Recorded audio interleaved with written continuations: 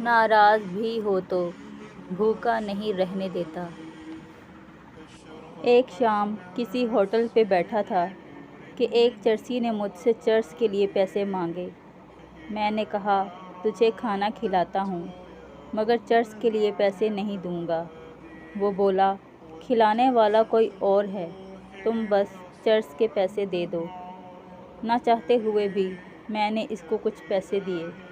جب وہ جانے لگا تو میں اس کے پیچھے گیا کہ دیکھوں یہ جاتا کہاں ہے۔